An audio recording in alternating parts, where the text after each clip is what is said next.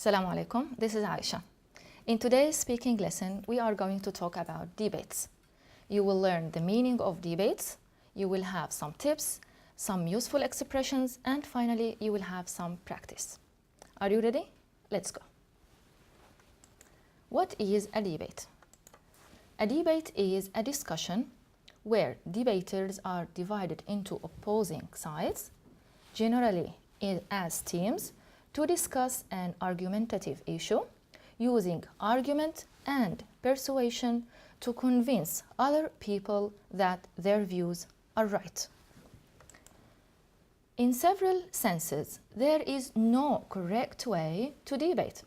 Standards and even rules differ between and sometimes within communities. But in our schools, all the criteria of debating should be well known by all the members of the team beforehand. Debates can involve single-member teams or teams that include several students. Sometimes, school teams will encourage individual team members to choose special topics and focus on them. This can give a team special strengths in certain topics. For example, if you have a team of 5 members, one member will focus on grammar, one member will focus on geography, another one will focus on politics. So whatever the topic is, there is a member that is very good at that topic.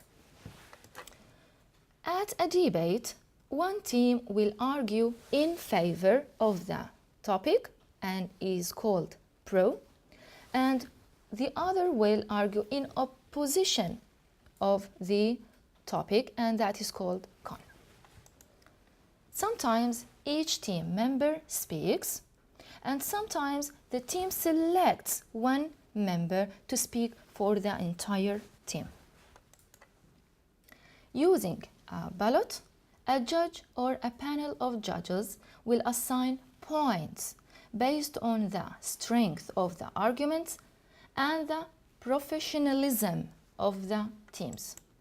Finally, one team is usually declared the winner, and that team will advance to a new round. Now, what is the debate procedure? What does the debate include? How it takes place? A typical debate includes students hear the topic and take positions, either pro or con.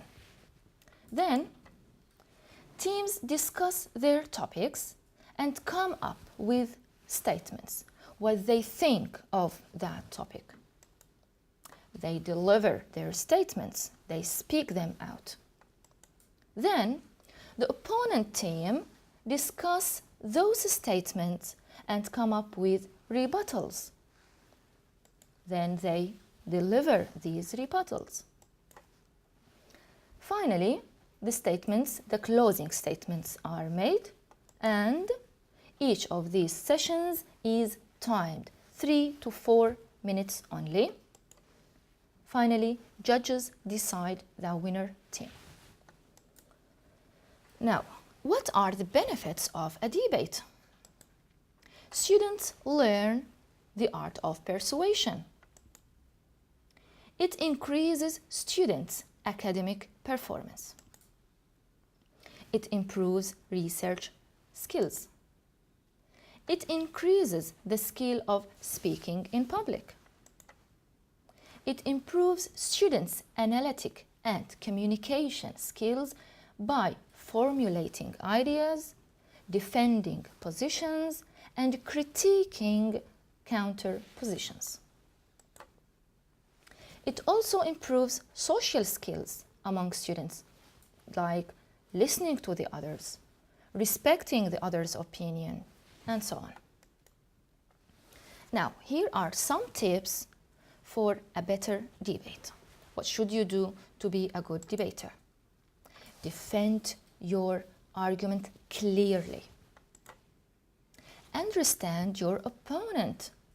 Try to put yourself in his or her shoes and see the argument from his point of view.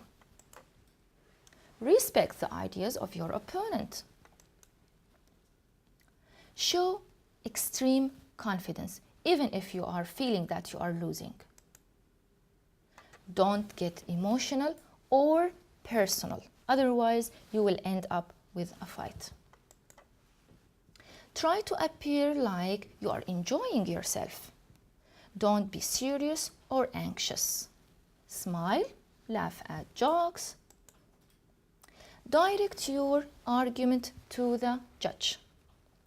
Avoid looking directly at the other team. Instead, when asking a question or speaking to the opponent, turn at a 45-degree angle so that most of your face is seen by the judge. Try to avoid turning your back to the audience or the judge. If a judge gives you a negative feedback, don't attack back. This makes it easy for him to drop you. Stay calm. Respond quietly and wisely with a smile. If possible, avoid standing behind the table or speaker's stand. Stand to the side of the table. This way you can connect with your audience. Never lean on the table. Never cross your feet. Communicate with your whole body. Think about the meaning of the words so that your facial expression will add to the total impact of what you are saying. Now, here are some useful expressions that help you in certain points. What if you want to order a sequence of argument? What should you say? You may say the following. To begin with, first of all, let me begin by pointing out that the first point I would like to raise is this. Our position is the following. Here is the main point I want to raise. Furthermore, moreover, what is more? Essentially, the problem is, now, if you want to express your personal opinion, what might you say? In my opinion, it seems to me that I feel that, or I think that, or I believe that, I have the feeling or the impression that, as I see it, I am sure that, I am convinced that, certainly, surely, possibly. If you want to state something as a fact, what may you say? There can be no doubt that everyone knows that it is a fact that indeed or actually, if you are ambiguous or uncertain about something, what may you say? I'm afraid I can't give you a definite answer at that question or at present. In fact, there is no straightforward answer to that. Or you can say, I'd need more information to answer that question. Now, if you want to qualify someone's argument, what may you say? That is a very important point. Or, that seems reasonable. Or, I couldn't agree more. If you want to express complete agreement, you may say, I agree. Very simple. That's right. Yes, absolutely. I think so too. I completely or entirely agree. I think you're right. You're quite right.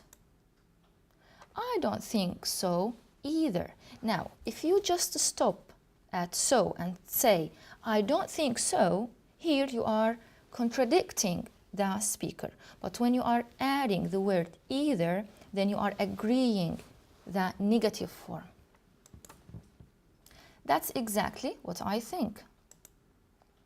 That's just what I was thinking. Now, if you want to express little agreement, what may you say? Maybe, perhaps. I see your point. That seems reasonable. To a certain degree. Now, if you want to express disagreement or little doubt, what may you say? Do you really think so? I wouldn't say so. I'm not quite so sure. I see your point, but I think... Yes, I understand. But my opinion is that that's all very interesting. But the problem is that I'm afraid I can't quite agree with your point. If you want now to express definite disagreement, total disagreement, I don't think so. I don't agree with you. I can't agree, I'm afraid. I don't agree at all. I completely disagree. That's not how I see it. Now, if you want to interrupt someone or you want to interrupt your opponent, you may say, if I could just make a point here. Sorry to interrupt, but I'd just like to say that. Sorry to interrupt, but you've misunderstood our point. Excuse me, but that's not quite correct. Sorry, I have to disagree with your point. Let me just respond to that, please. Forgive me for interrupting, but I must respond to that. If you would allow me to add a comment here, and finally you may say, hold on a moment. That's not correct. Now, if you want to apologize, you may say, I am terribly sorry that, or I'm awfully, or I'm very, or I'm really sorry that. Or you can say, I sincerely apologize for or for not, then you follow it by a gerund or a noun. I greatly regret or I deeply regret. I do apologize for, or I must, I would like to, I wish to, I sincerely apologize for, then you follow it by a gerund or by a noun. I hope you will excuse me or forgive me for or for not, again gerund and noun or noun. Please accept my apologies. Now, if you want to give examples for your issue, you may say, there are many examples for this. In fact, you can find many examples for this in real life. Just think of, and there are similar cases such as. So in this simple example, we can clearly see the effect of. Now, if you want to summarize your argument, what may you say? To conclude, or in conclusion, it follows from this that, to sum up, so, or therefore, let me summarize our position in this debate. That's all for the phrases. Now let's move to something different. Here are some techniques to attack, because debating is just like chess. You need to have a technique. Remember this 4-step plan of attacking. Ready, aim, fire, and finally flag. What do I mean by each one? Let's see. Ready? Catch the attention of the judge. Tell a brief story or a famous quotation, folk saying or proverb, classical myth, personal tale, a current event or a shocking statistic. Then try to aim. Call the attention of the judge to where you are in the flow of the arguments. Clearly state the point that you are making or denying. See this example. My opponent said in his first point that, I will respond by saying that, and so on. Now, fire. Prove your arguments by explaining your ideas and backing them up with reasoning and commonly known evidence. Finally, flag. Show that you occupy the ground by planting a flag. Summarize your arguments and declare them established. Check out this example. For these three reasons, we can see that not applying the capital punishment is an encouragement for people to kill. They should be paid back. In this way, you are establishing your ideas. Now we have an exercise. This is an example for a debate about, does violence in the media cause violence in society? I will show you an example for an introduction for the cons. Check out. Let me begin by pointing out that, and notice here that this bold type expression is one of the examples I have mentioned earlier, how to start. Let me begin by pointing out that we live in an imperfect world. Right at this moment, wars are being fought. People are being wounded and killed. The media reporting this to the public does not generate more violence. Rather, it can help to reduce violence in society by making people see these problems as clear as the sun. This is an introduction.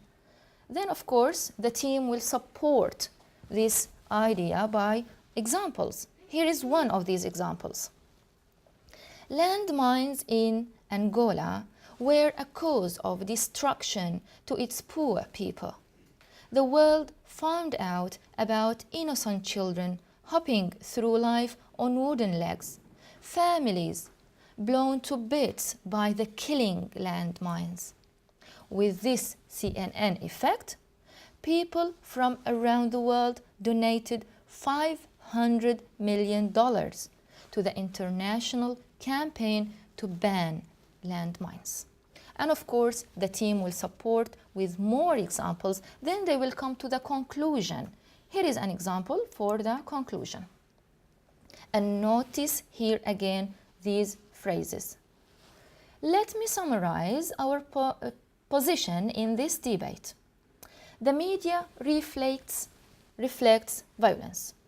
It frequently makes accurate reports on horrible situations, so drawing public concern to take positive action against violence. It is not reasonable that you would kill your friend simply after watching a crime on TV, unless you were a natural-born killer. And despite of what our opponents may try to imply, most of us are perfectly able to make any violent impulses under control. Now, let's move to another exercise. This debate is about, should mobile phones be allowed to be brought to schools? Now, I'll give you an example of an introduction by the cons. When you finish eating a piece of cake, it seems so easy and convenient just to leave the plate of crumbs on the table. But a few hours later, you find it surrounded by ants and cockroaches. Our opponents are carelessly leaving the plate behind on the table. It's so convenient, you see. if we allow mobile phones to be brought to school, everyone will be happier because it is just so convenient. Wonderful. They don't see all the ants and cockroaches that will come out at night and create an even bigger mess. So this is an introduction. You are giving an example, a story. Now, this is an example for conclusion for the same topic. In conclusion, our opponents obviously have not looked ahead and considered all the negative consequences we have mentioned earlier.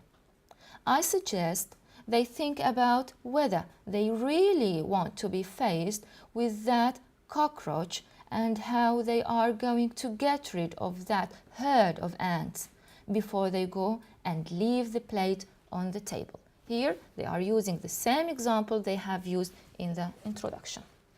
This is all for today's video. I hope you learned something about debating. Wish you all the best. Goodbye.